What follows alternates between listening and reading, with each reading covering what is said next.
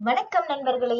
இந்த பகுதியில் solar Eclipse என்றால் என்ன, அதாவது சூரிய கிரகணம் என்றால் என்ன, அதை பற்றின சில தகவல்களை நாம் இந்த காணொளியில் பார்க்கலாம். மேலும் நாளை மறுநாள் நடக்க இருக்கிற சோலார் எக்லிப்ஸ் பற்றின சில தகவல்களை தெரிந்து கொள்ளலாம். சூரிய கிரகணத்தை பற்றின தகவல்களை நாம் அறிந்து கொள்ளலாம். முதல்ல சோலார் எக்லிப்ஸ் என்றால் என்ன, அது எப்படி உருவாகிறது என்பதை பார்க்கலாம். முதலில் சோலார் எக்லிப்ஸ் அப்படிங்கிறது என்னன்னா, solar eclipse occurs when the moon passes between earth and the sun. அதாவது சூரியனுக்கும் பூமிக்கும் நடுவே நிலவு வரும்போது சோலார் எக்லிப்ஸ் ஏற்படுகிறது.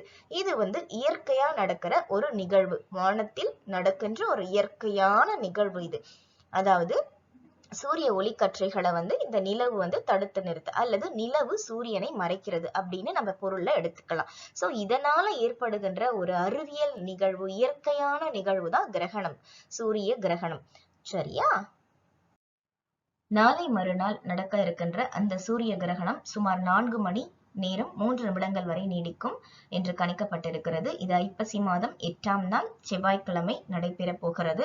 கிரகணம் தொடங்குகின்ற நேரம் பகல் 2 மணி 32 நிமிடங்கள் வரை. கிரகணம் முடியும் நேரம் மாலை 6 மணி 32 மணி நேரம் வரை. கிரகணம் உச்சத்தில் இருக்கின்ற அந்த நேரம் 4:29 மணி முதல் 5:42 நிமிடங்கள் வரை நீடிக்கும் உச்சநிலை என்று கணிக்கப்பட்டிருக்கிறது.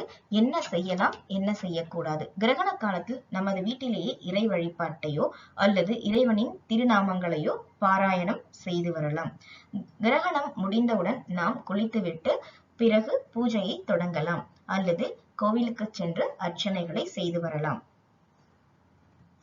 தர்பை அல்லது துளசி இலைகளை உணவுப் பொருட்களிலோ அல்லது நீரிலோ போட்டு வைக்கலாம்.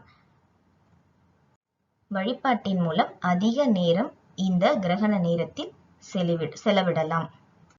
இந்த கிரகண நேரத்தில் சூரியனை வெறும் கண்ணால் உற்று நோக்குதல் ஆகாது.